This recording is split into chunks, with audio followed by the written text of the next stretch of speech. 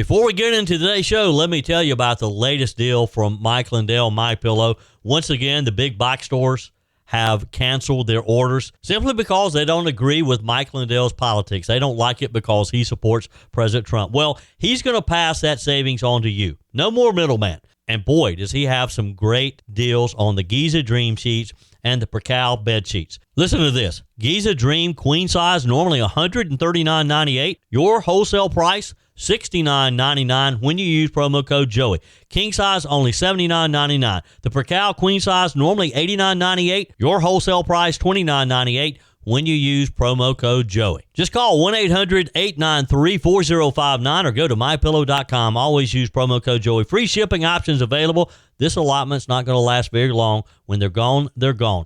mypillow.com. Promo code Joey. Thanks for joining me in the PhD Weight Loss and Nutrition Studios. To lose weight for the last time, visit myphdweightloss.com. Welcome in. We have a lot to cover, as we always do. The Democratic Socialist running for mayor of New York City says that if Israeli Prime Minister Benjamin Netanyahu were to set foot in the Big Apple, the city should arrest him. Also in New York, more news from the recently indicted Attorney General Letitia James. This gets better by the day. We have some special elections in the upstate of South Carolina next week, one of which is the race to fill the Senate District 12 seat that became vacant when Senator Roger Nutt resigned due to health issues. Hope Blackley is one of three candidates running in the GOP primary. She joins us in today's show as well. Last Friday, October the 10th, marked the deadline for candidates for governor in South Carolina to submit their third quarter fundraising totals to the South Carolina State Ethics Commission, which is, by the way, the agency which oversees campaign finance reporting in the Palmetto State. We have some of those numbers for you in today's show as well. I told you we'd be back. And ye shall know the truth, and the truth shall make you free. It's Joey Hudson. I wanted to name it the Joey Hudson bill, but, they don't allow you to put names on bills, but I wanted to call it the Joey Hudson bill because I know that one's been near and dear to you for a number of years. That's how it's done. Let your voice be heard. And the truth shall set you free. Here's Joey Hudson. The scandal surrounding New York's Attorney General Letitia James just keeps getting wilder by the day. Now, we already know James, the same Democrat prosecutor who spent years, literally years, going after Donald Trump.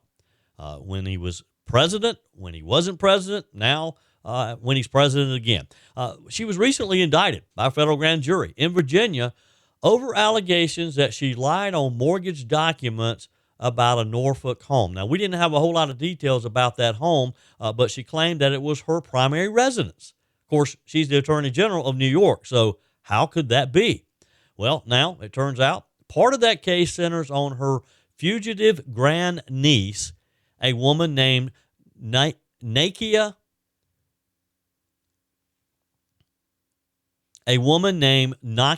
Thompson, who, as of this week, is wanted in North Carolina and apparently has plenty of time to post on Facebook about how she's doing just fine. Really. I mean, I'm not kidding. She's wanted by law enforcement. She's living in New York Attorney General's house, and she's boasting online that her criminal record is old as hell. That's a quote. You can't make this stuff up. Now, here's what we know. According to the court documents and reporting from the New York Post, Nakia Thompson, she's 36 years old, has a criminal history dating back nearly 2 decades. She's been charged with everything from assaulting police officers to felony larceny. And in 2019, she was arrested and her kids were in the car for that very crime. She also racked up multiple traffic violations, including 4 in a single day, one of which was for speeding 80 miles per hour in a 55 zone. And yet this week, when her name started making national headlines, what did she do? She jumped on Facebook and posted this gem. Here's what she said. For all inquiring minds, no, I'm not in trouble. Haven't been in years at all. And she didn't stop there. She went on to say, I'm very much an active mother to my children every day, work every day, and very much in college and about to graduate with my BA in sociology and a minor in criminal justice. Well, she may need that minor in criminal justice pretty soon. Criminal justice? Like I said, you can't make this stuff up, folks. Now, she's conveniently left out the fact that she currently is listed as an absconder in North Carolina. That means she's on the run from probation. The North Carolina Department of Corrections says that she willfully avoided supervision after being sentenced for assault and battery and trespassing, and that she's found, if she's found in the state, she'll be arrested on the spot. Since her offenses are considered non-extraditable, she's apparently decided to just live out of the state. And as it turns out, she's been living in one of her auntie's Letitia James homes in Norfolk, Virginia. Now, why does that matter? Because that's exactly the property at the center of the federal indictment against Attorney General Letitia James. Here's the deal.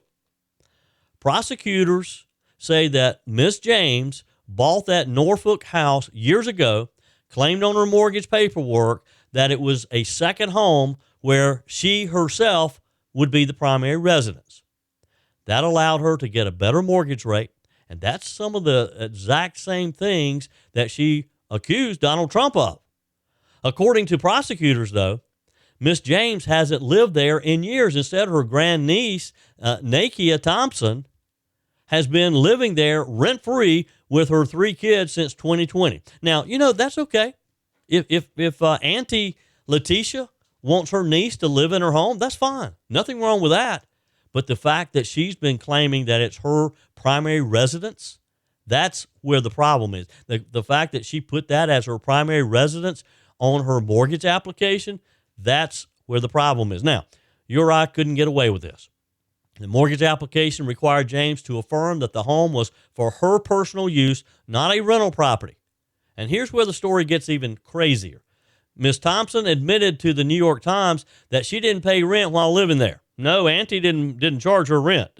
That admission completely undermines Attorney General James's defense that she wasn't collecting income from the home. So let's just recap this for a second, okay? Here's what we got. The top law enforcement officer in the state of New York, a woman who has built her political career on prosecuting Donald Trump for alleged financial misstatements with his business properties, is now facing her own criminal charges for making false statements on mortgage documents. And the key witness, or maybe we should say accomplice, in this case, is her fugitive grandniece who's wanted in another state, bragging on Facebook that she's not in trouble and calling herself a walking testimony. Let me repeat myself. You can't make it up, folks. Let's take a closer look at what this Nakia actually wrote on her post. Always focusing on the negativity, she said. She said, blaming gossipers for dredging up her past. And then she added, I walk with my head held high because I know I worked hard to get to where I am. Yeah, sure you did. Living in Auntie's house. Now, I don't know where exactly she is or where she would be, because according to the North Carolina court system, where she should be is under supervision by a probation officer. But again, this is someone living in a house owned by the New York Attorney General, a public official who's now under federal indictment, and the entire situation reads like a bad episode of Law and Order. So here's what's at stake for Letitia James. Federal prosecutors are looking into whether she lied on her mortgage application, falsely claiming the Norfolk property was her personal residence. If that's proven true, that's bank fraud. That's a felony. There's also examining whether she illegally collected rental income while telling the bank she wasn't renting it out. The case hinges on whether Nakia Thompson, her grandniece, this fugitive grandniece, paid rent. James says she didn't. Thompson also says she didn't. But prosecutors argue that even allowing someone else to live there violates the terms of her mortgage declaration. And that's the case. Because it doesn't matter if she collected rent or not, she still claimed that this was her residence, and she's not even living there. And again, the only reason she claimed that was to get a better interest rate. And again, these are some of the same charges that she claimed the Trumps were doing to get better interest rates on some of their business deals. Now, get this. On Nakia's Facebook page, there's a picture of her posing proudly with a Tish James for Attorney General campaign sign. She's literally showing off her connection to her famous aunt, the same aunt who's now claiming that she barely knows what's going on in that house. Now, tell me this. If this were a Republican, CNN, MSNBC would be in full meltdown mode right now, would they not? Instead, the same media that spent years covering every inch of Donald Trump's legal battles is suddenly very quiet. I mean, you tell me, have you seen it? Have you seen any of this story being reported by any of the major networks? I mean, when it comes to Letitia James's indictment or her fugitive family members, crickets, nothing. Nothing is being mentioned at all. Now, let's just be honest here. This whole saga is a microcosm of the two-tier justice system that we've been talking about for years. If you're a conservative, or heaven forbid, your last name is Trump, you get investigated, you get raided, you get indicted, smeared on national TV. But if you're a Democrat with the right political connections, you get the benefit of the doubt. And in Letitia James's case, even your fugitive relatives get to live in your property, avoid extradition, and brag on Facebook that they're a walking testimony, that there's nothing going wrong in their life whatsoever. What is wrong with this picture? Okay, I know I've been kind of on New York today as I was talking about Attorney General Letitia James earlier, but you just can't overlook some of this stuff. Now the Democrat Socialists running for mayor of New York, get this, says that if Israeli Prime Minister Benjamin Netanyahu were to set foot in the Big Apple, that the city should arrest him. Arrest him. Now, this is according to Zohran Mamdani, the far-left state legislator from Queens, who's now running for mayor of America's largest city. And look, it looks like he has a pretty good shot of winning. In fact, the Democrat Party and the Republicans are running scared that he will win. He said during an interview on Fox News this week that New York should honor an arrest warrant issued by the International Criminal Court, or ICC, against Netanyahu, the same ICC warrant that the United States doesn't even recognize. Let's just take a breath here. This is the same ICC that once threatened to investigate American soldiers for war crimes in Afghanistan. Nobody takes it seriously. The U.S. isn't even a party to that court, and now this New York City mayoral candidate wants to get headlines and wants to turn Manhattan into a holding cell for America's closest ally in the Middle East. What is wrong with this picture? And what's wrong with this guy? What's wrong with him? Mamdani, he went on Fox News, the story with Martha McCallum. When she pressed him, the United States doesn't stand by the International Criminal Court. She doubled down. He said, and this is a quote, "This is a city that believes in international law. This is a city that wants to uplift and uphold those beliefs." Here, listen to the exchange yourself. You have said that you would arrest Netanyahu if he came to the United States. You've been very outspoken in your criticism of him. Do you stand by that? You would arrest him if he came here, if you were mayor? I've said that this is a city that believes in international law, and this is a city that wants to uplift and uphold those beliefs. The Prime Minister... The United States doesn't stand by the International Criminal Court. It hasn't signed the treaty for the International Criminal Court. The International Criminal Court, however, has issued a warrant for the arrest of Benjamin Netanyahu. But what grounds in the United States could you arrest him on? As it has for Vladimir Putin. I've said that I believe that we should uphold arrest warrants by the International Criminal Court, and that we should do so only in abiding with all of the laws in front of us. I'm not going to make a new law to ensure that we can actually do this. Do you think that Commissioner Tisch would allow you to arrest Netanyahu in New York City? I've appreciated Commissioner Tisch's leadership of the NYPD, and I think that she's done a good job at lowering crime across the city. But do you think that she would go along with arresting Netanyahu in New York? I can tell you that I'm going to exhaust every legal option in front of me, not to make new laws to do so. Really?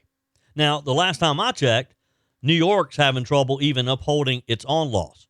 The subways aren't safe. Small businesses are shuttering because of theft and vandalism.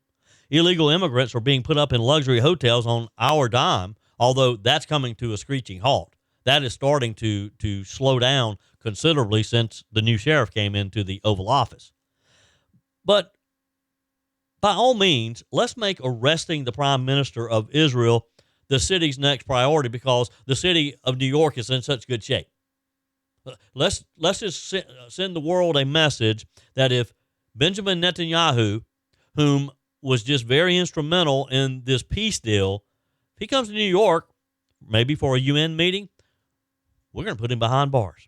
Mamdani went on to compare Netanyahu's case to Russian dictator Putin, saying that the ICC had issued arrest warrants for both, as if the leader of the world's only Jewish state belongs in the same category as a war criminal who invaded Ukraine. Tell me, is there not a difference here? Here's what he said about that. I believe we should uphold arrest warrants by the International Criminal Court and that we should do so in abiding with all of the laws in front of us. Now, here's where things got even more absurd. McCallum asked him whether the NYPD specifically, as you heard, Commissioner Tisch, would actually go through with an arrest if Netanyahu landed in New York. Can you imagine that phone call? Can you imagine how that would sound?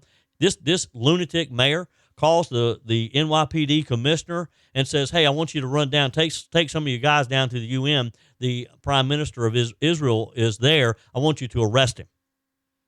By the way, and I just thought of this, doesn't international diplomats, don't they have immunity, period? Don't they have immunity from arrest, whether it's the state or the federal?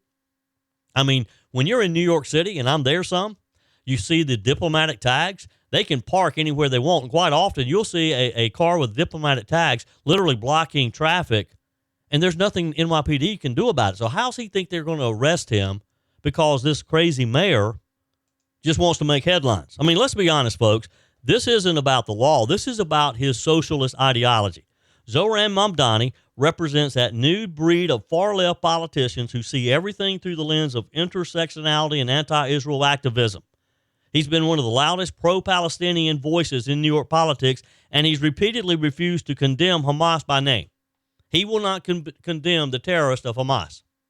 In fact, when Martha McCallum asked him point blank whether Hamas should lay down their arms, he dodged the question entirely, saying, I don't really have opinions about the future of Hamas and Israel beyond the question of justice and safety. Anything has to be abide by international law. So he doesn't have an opinion about a group of terrorists who's been holding hostages for 2 years. He doesn't have an opinion on them and how they should be treated and whether or not they should put down their arms after they agreed to do so.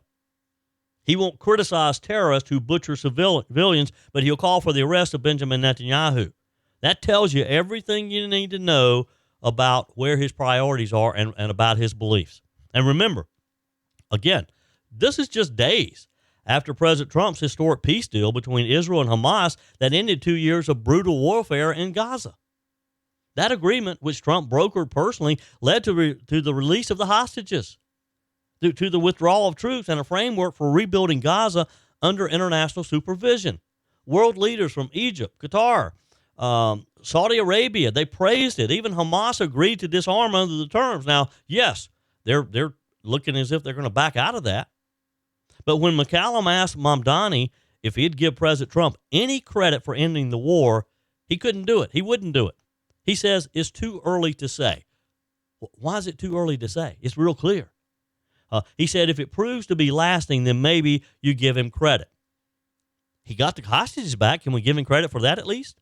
I mean, this is what happens when politics trumps principle, no pun intended.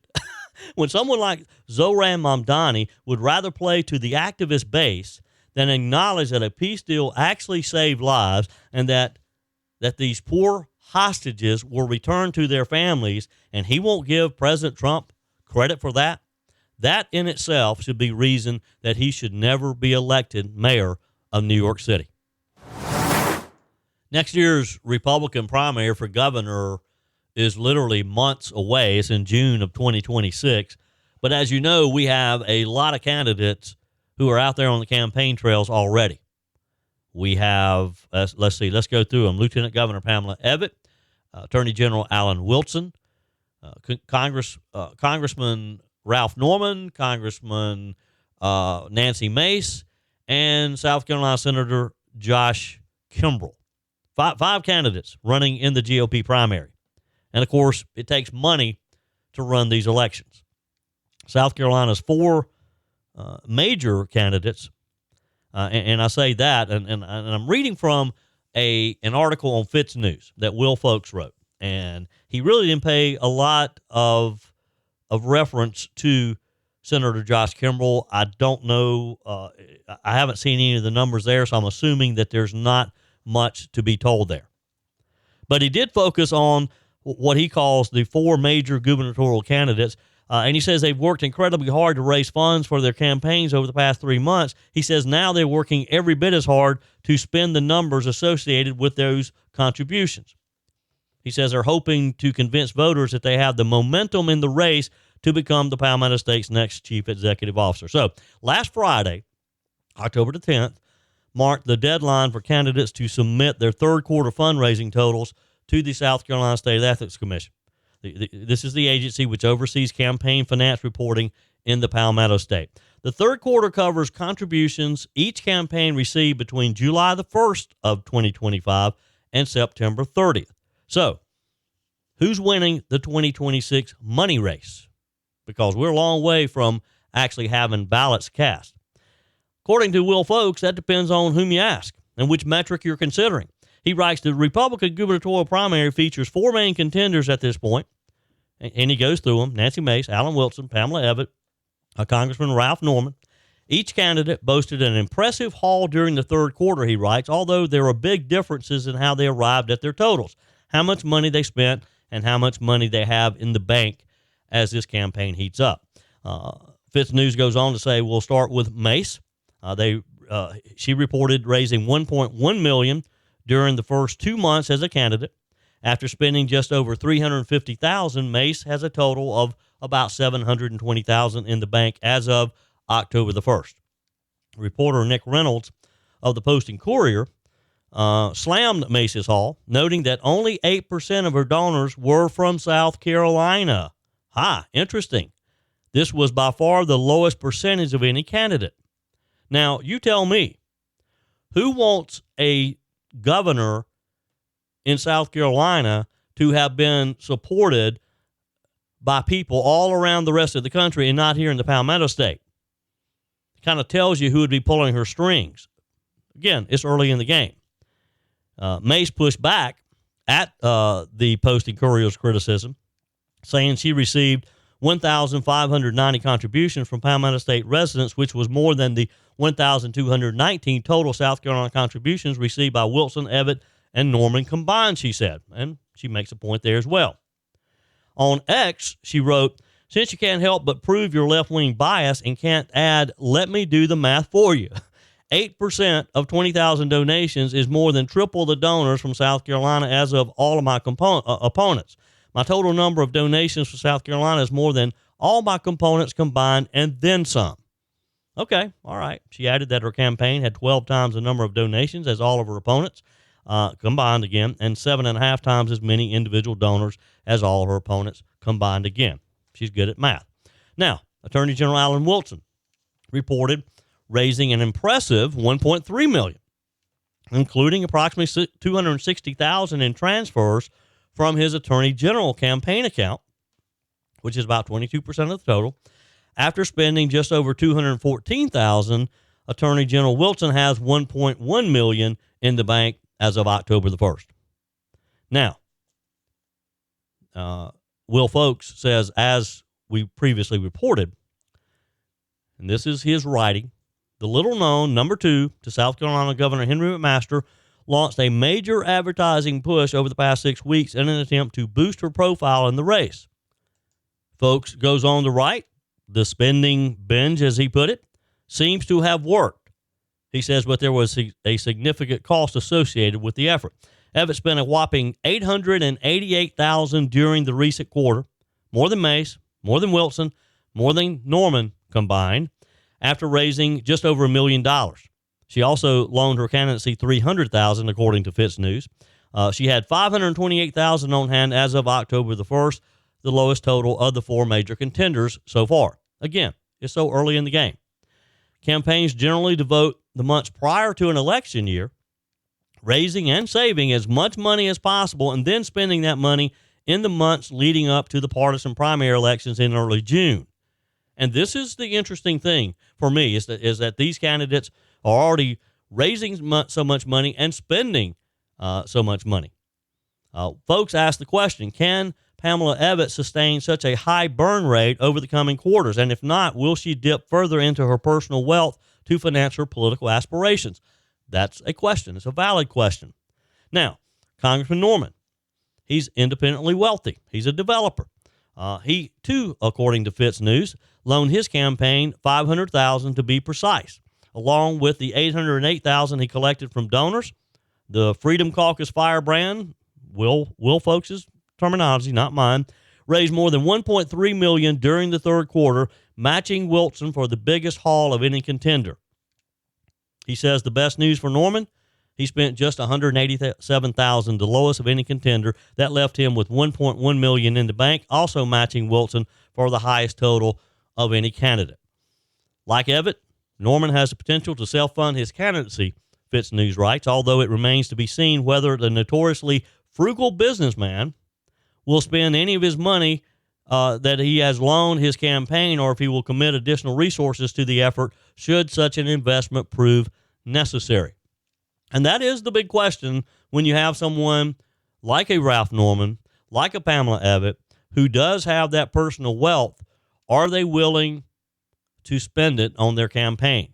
Now, if they ask me, little advice here, don't spend your own money on a campaign. It's quite often not going to turn out too good. Now, Fifth News says an important note to consider. These filings represent only finances linked to the official campaign organizations of each campaign, and this is very important. There are multiple political action committees who are spending even bigger bucks in support of or opposition to the candidates that they support. That money is harder to track. In fact, it's almost impossible to track, and that's one of the problems with our whole campaign finance law. You can have this dark money from these PACs. We have no idea where it's coming from. We have no idea who's behind it. You can kind of figure out which candidate they're supporting, but sometimes not even that. Because quite often, they'll spend money opposing a candidate, trying to run their negatives up, but yet you don't know who they're doing it for. Filing for next spring's partisan primary, the GOP and the Democrat primary, it opens in March. The primaries are scheduled for June 9th of 2026. In the event no candidate wins a majority of the votes on the first ballot, which, quite honestly, probably not going to happen in this governor's race, a runoff election will be held 2 weeks later on June 23rd. Again, that's a long way off. Think about all the things we got to do between now and then. We have Halloween coming up. We have Thanksgiving coming up. We have Christmas coming up. We have New Year's coming up. We have Easter next spring before we ever even get to the point that people are seriously talking about and thinking about who the next governor might be. But yet, they're raising this money and spending this money. This is why I love politics and why it is so interesting to me. Love to hear from you. Text me, email me, joe@joeyhudson.com. Your comments are welcome on the Furman Ford text line, 864-477-JOEY. That's 864-477-5639. Emails always welcome, joey@joeyhudson.com. Speaking of the Furman Ford text line, it's never been more important to support locally run businesses owned by people who actually live here in the upstate. Let me take a minute to talk with you about our friends at Furman Ford. If you're looking for a new vehicle, maybe a great pre-owned vehicle, one you can trust, or maybe you're looking to order that special vehicle. Either way, if you want a new one, a brand new one, or a pre-owned that you can trust, the folks at Furman Ford, they're there to help you. Their name is on the sign because their name is on the line, because every single transaction is important to them. Jim Furman, Matthew Furman. They do business the right way. When you stop by, when you give them a call, or maybe when you just send them a quick email, you're always going to have access to a member of the Furman Ford family.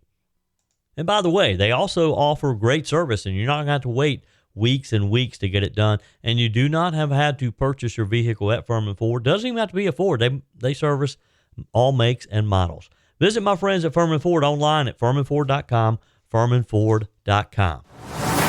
Next Tuesday, we have some special elections in the upstate, a House seat, and then, of course, voters in South Carolina Senate District 12 will be going to the polls to elect someone to fill the vacancy created when Senator Roger Nutt had to step down due to health issues. There are three candidates, Hope Blackley, Lee Bright, and Justin Bradley. And on our guest line today is Hope Blackley. Welcome. How are you? I'm doing well.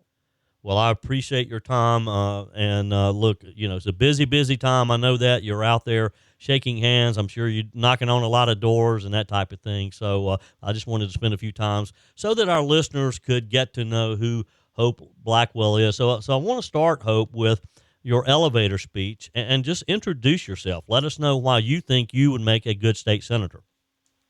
Okay, well, first I'll tell you, I'm Hope Blackley, and I was born and raised in Moore, South Carolina, graduate of District 6 schools, proud to be a Dorman graduate, and have worked with children and been a government employee for most of my career until I became an elected official. Never saw that coming. After an appointment by Governor Sanford, after coming back from working with his administration, he appointed me as clerk of court, and that took my career path on a different path, and have enjoyed it. Was able to really focus on being an elected official and doing some good things in Spartanburg as a clerk of court, and worked on a penny sales tax, which is one of my proudest moments in helping to get that referendum, passed, and for not just our courthouse, but a couple other government buildings, and now the citizens of Spartanburg County and surrounding counties and folks who visit will come into a safe and secure justice facility. Yeah. And so I am a grandmother of a 2-year-old grandson. We call him B. Ford, and I have a beautiful 25-year-old daughter. Wow. Yeah. Well, without going into any detail, we're going to kind of dig a little deeper into some of the issues, Hope. What would you say are the 5 most pressing issues that you've heard from voters as you've been out knocking on doors and talking with people? That is a great question, because they are giving their concerns and opinions. But the first one, first and foremost, is roads and bridges. Mm-hmm. That is of major concern. From what I've heard from the constituency. Education, more so in line with school choice, as well as taxes, maybe doing away with a zero tax base, but reducing taxes altogether, and for small businesses. So that's been a big deal. And violence. Mm-hmm. Violence, especially after what is taking place in the death of Charlie Kirk. I have been a big advocate for strong laws and making sure that criminals are sentenced proper sentences that justify what crime they have committed. But that's about 4. Those are about the main thing I've heard. And there's been talk of, which is more so federal, but we need to have lower prices. Sure. People can't afford to buy groceries. Of course, I listen to what they say, and anything that I can do as the next senator for District 12, I will do to try to help lower prices. But that's kind of more of a trickle down effect, and we'll be working on that. But that is what the constituency has said to me when I have been out knocking on doors and having conversations. Sure. Hope Blackley is my guest today. She is one of 3 candidates running for the South Carolina Senate District 12 seat. If you haven't already voted early, or if you don't vote early, plan to vote next Tuesday, October the 21st. So, Hope, let's just drill down a moment then, and let's start with roads and infrastructure, bridges that you mentioned. For years, we have heard, give us another penny sales tax, and they take 1 or 2 or 3 or 4 or 5 or more, and we still can't seem to take care of our roads. Tell us what the solution is. Well, I can't say that I have the single most solution, but it will be something that I would look into it fully with access with my credentials of being a senator. But based on my research and what I've looked into and learned, is people are concerned about the priority list and what that looks like. I know there's funding there, and and nobody else wants there to be any more taxes. But at the end of the day, what is the priority, and how is that list made up for roads and bridges around that the state is taking care of, and how can a road that may be in worse shape than was previously reported kind of advance to the top? But that has been the biggest single thing that I think would be what needs to be looked into in regards to Sure. roads and bridges and how we schedule those, and of course how we pay for those. But because one of the other comments that have been made from the constituency and is being what some people feel triple tax, but a lot of verbiage to me or communication that came to me was, I think we're being double taxed. We got this penny sales tax, but then we also have in our property taxes, and then of course when we go pay for gas, and the most important thing for me is making sure that the people that I speak with have the proper facts, and I don't claim to know everything, but the most important thing is learning the lay of the land, and then and seeing what changes can be made in regards to how we get our roads paved and keeping them up, and Sure. not having that burden fall on the taxpayer. Sure. One of the other topics you mentioned was violence, judicial reform. Judicial reform has been a big issue recently as we hear about judges allowing violent criminals to be released only to commit more crime, and in some cases even murdering innocent victims. What changes would you like to see as far as how we select our judges, how we hold them accountable, and that the right people are put into those positions? Yes, well, I don't know if you know this, Joey, but I was on the Judicial Merit Selection Commission. I was the only non-attorney on that commission, and so I got to work with lawyer legislators as well as other lawyers on that commission to screen and advance candidates. And I can tell you, a lot of people complain, and what I experienced is, these attorneys actually get to go in front of the people that they're screening. So, a lot of people felt like that's the fox guarding the hen house, and Yep. and having actual hands-on experience watching that, I can tell you that at times there were some concerning moments where I am listening, and I can't go into detail, especially things from executive session, but Sure. there was some concern that came to me as the only non-attorney, where comments were made about an entity on that commission who had been in front of this particular judge, and and for me, I made sure that they understand that it was inappropriate, and this is what we need to keep the focus on. But I am an advocate and have been an advocate of changing that process. I think, one, there needs to be term limits on whomever serves on that commission, but also allow the governor to appoint those folks and have them be confirmed by the Senate would be a different way. But I think the most important thing is not having someone on that commission, regardless if they're attorney or not, long term for years. And I am a big advocate of sentencing reform and actually term limits. Sure. And so I think that's important for such a high powerful commission Sure. as the Judicial Merit Selection Commission.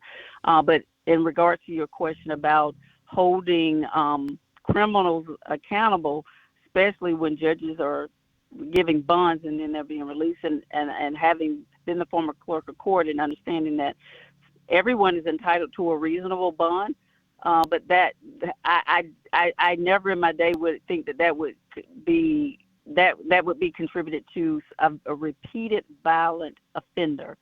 And I have seen that over and over again as a clerk, and would be just dismayed at the fact that this particular person, after they've read their rap sheet, is getting yet another bond and being released.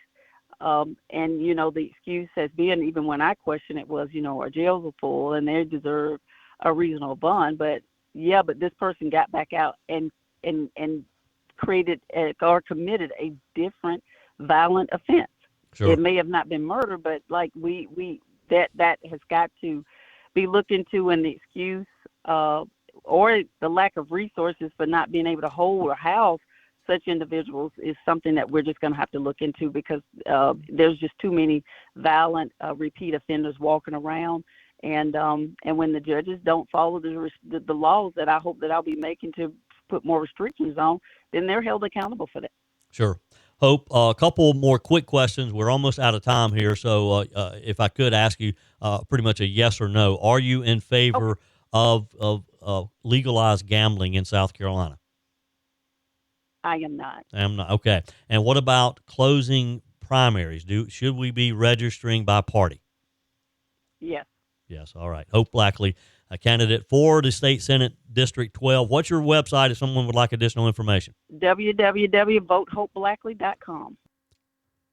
VoteHopeBlackley.com. Hope, appreciate your time. Good luck to you on Election Day. That's it for today's edition of Just the Truth. Thanks for joining me in the PhD Weight Loss Studios. To lose weight for the last time, visit myphdweightloss.com. If you haven't joined my mailing list yet, visit my website, joeyhudson.com. Click on the Connect with Joey button so that you can receive our emails and the most up-to-date news. Also, join me on my YouTube channel. Be sure and like, comment, and subscribe. Just search for Joey Hudson. As always, thanks for spending a few minutes of your day with me. Do me a favor and forward this episode to a few friends. Just click on the share button and send to your contacts. We need to build an army of conservatives to win our country back, and we can do that by continuing to share the truth with our friends and family. Keep those comments coming via the Furman Ford text line 864-477-JOEY. Email to joey@joeyhudson.com, and I love your messages on the MyPillow message line. Again, that's 864-477-JOEY, 864-477-5639. Be sure and take advantage of the MyPillow special, just $14.88 on the standard MyPillows when you use promo code Joey. Order online at mypillow.com or call 800-893-4053. We're back again tomorrow and hope you'll plan to join us. Until then, remember, God's got this. He's still in control.